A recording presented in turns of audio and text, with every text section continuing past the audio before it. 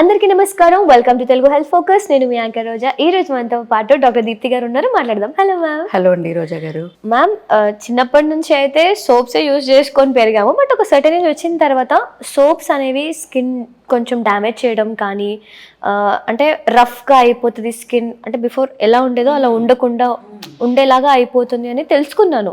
Is that true ma'am? నిజంగా soaps వాడడం వల్ల స్కిన్ అలా, అంటే ఎస్పెషల్గా ఫేస్ మీద, ఇప్పుడు ఈ బాడీ అంటే ఓకే ఫైన్, కానీ ఎస్పెషల్గా ఇప్పుడు అబ్బాయిలు, నాకు తెలిసిన ఫ్రెండ్స్ ఎట్లా అంటే, మీరు ఎంత స్కిన్ కేర్ చేసుకో, మేము 10 రూపాయలు సబ్బు వాడి మేము ఫుల్ గ్లామర్ అన్నట్టు నాకు చాలా మంది చెప్పారు.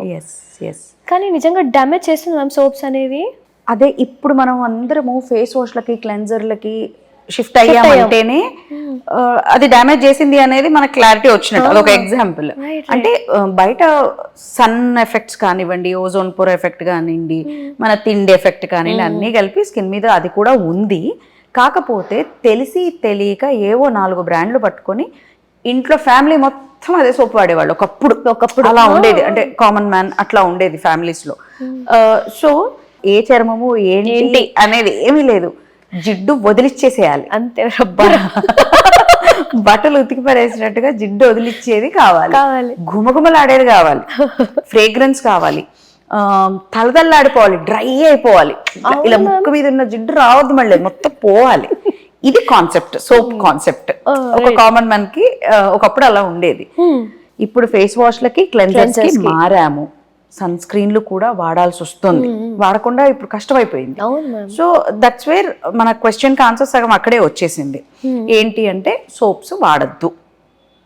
అందరూ ఏ స్కిన్ పడితే ఆ స్కిన్ కి ఒకే రకమైన సోప్స్ మొహానికి కూడా వాడకూడదు. ఒంటికి వాడే సబ్బు మొహానికి వాడద్దు. ఒకప్పుడు ఫ్యామిలీ మొత్తం ఒకే సబ్బు వాడేవాళ్ళు. ఇప్పుడు మన ఒంటి సబ్బే మన మొహానికి వద్దు. అక్కడ ఉన్న న్యాచురల్ గా వెలువడే ఆయిల్స్ కొన్ని ప్లేసెస్ ని ప్రాపర్ గా క్లీన్ చేయాల్సిన అవసరం ఉంటుంది. ఫేస్ కి అంత అవసరం లేదు. ఈ గ్రేడింగ్ ని బట్టి ఒంటికి వాడే సోపు మొహానికి వాడద్దు. ఇంకా మాట్లాడితే సోప్స్ ఎక్కడవండి, బాడీ వాష్లు వచ్చినాయి. అవునండి కదా, నిజంగానే బాడీ వాష్లు, ఫోమ్స్ ఇట్లా వచ్చినాయి కదా. సో ఫేస్ వాష్ కి మెయిన్ షిఫ్ట్ అవ్వడానికి రీజన్ ఏంటి అంటే, మారుతున్న చర్మం సమస్యలు, చర్మానికి వచ్చే సమస్యలు, ఎండ త్రూ వస్తున్నవి, పొల్యూషన్ త్రూ వస్తున్నవి, మనం తెలిసి తెలియక పెడుతున్న క్రీములు లాంటివి, అలాంటివి. అయితే ఫర్ ఎగ్జాంపుల్ అండి, బ్యాడ్ సోప్ ఏంటి ముందు తెలుసుకుందాం. అంటే ఏది వాడద్దు తెలుసుకుందాం వాడాల్సిన తర్వాత.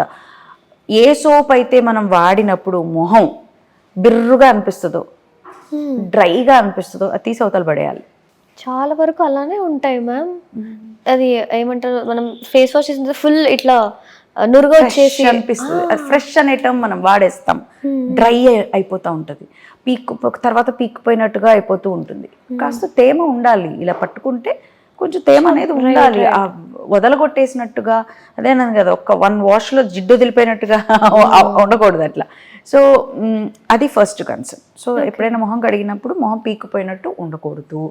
రెండవది, మాయిశ్చరైజర్ ఖచ్చితంగా వాడాలి. మీరు సోపే వాడుతున్నారా, ఫేస్ వాష్ వాడుతున్నారా, వాష్ అవ్వగానే మాయిశ్చరైజింగ్ కంపల్సరీ. ఆ బ్యారియర్ వెంటనే పెట్టేసేయాలి. ఒక బ్యారియర్ తీసేసామంటే ఇంకో బ్యారియర్ సపోర్ట్ ఇవ్వాలి. ఇవ్వకుండా అలా మొహం తళతళ కడిగేసి ఎండలోకి వెళ్ళారా, డైరెక్ట్ ఇంకా పిగ్మెంటేషన్ కి తావిస్తున్నట్టే లెక్క. సో చుట్టూ పరిస్థితులు మారినాయి కనుక మనము వాడుతున్న ప్రోడక్ట్స్ మార్చాల్సిందే, తప్పట్లేదు. అంటే ఆ సోప్ నాకు పడట్లేదు, నా స్కిన్ కి నాకు పడట్లేదు అని మనకి అంటే చేంజ్ ఏమైనా కనిపిస్తుందా? ఆబ్వియస్లీ ఓవర్ అగ్రెసివ్ గా క్లెన్స్ చేస్తుందేమో, దానివల్లే కొత్తగా పిగ్మెంటేషన్ ఏమైనా మొదలైందేమో.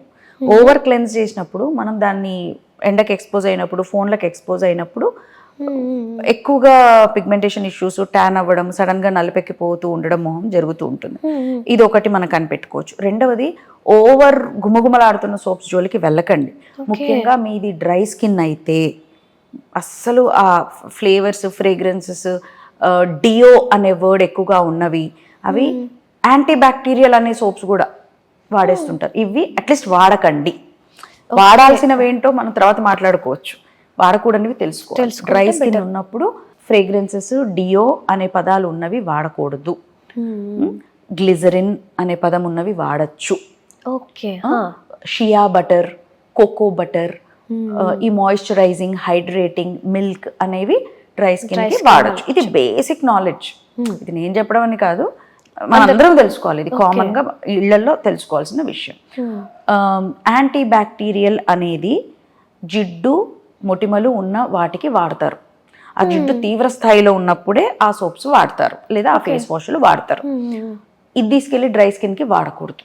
ఇంకా అసలు స్కిన్ బ్యారియర్ మొత్తం పగిలిపోయి లోపల నుంచి పస్ రావడము ఇలాంటివి జరుగుతాయి. తొందరపడి స్కిన్ బ్యారియర్ ని బ్రేక్ చేసేవి వాడద్దు. ఓవర్ డ్రై అయిపోయి ఎర్రగా అయిపోయి కందిపోయి అది ఆ పింక్ కాస్త బ్లాక్ అయ్యి పిగ్మెంటేషన్ లాగా మారుతుంది. సో నోటీస్ చేసుకోవాలి. అలాగే ఆయిలీ స్కిన్ ఉన్న వాళ్ళు అగ్రెసివ్గా ఓవర్గా డ్రై చేసేవి వాడకూడదు.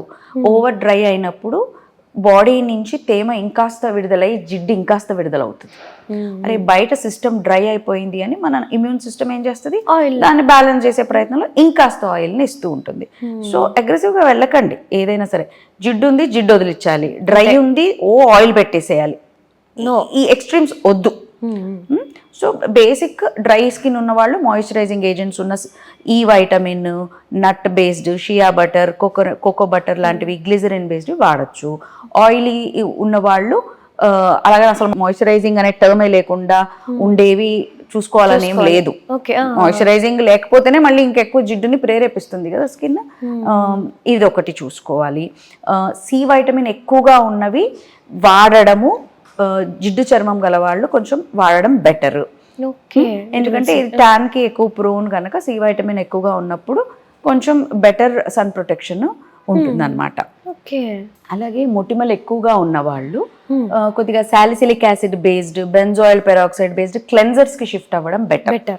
రెగ్యులర్ సోప్స్ కాకుండా సోప్ ఫ్రీ క్లెన్జర్స్ ఉంటాయి, అవి బెటర్ అన్నమాట. ఎందుకంటే స్కిన్ బ్యారియర్ చాలా ఎగుడు దిగుడుగా ఉంటుంది వీళ్ళల్లో.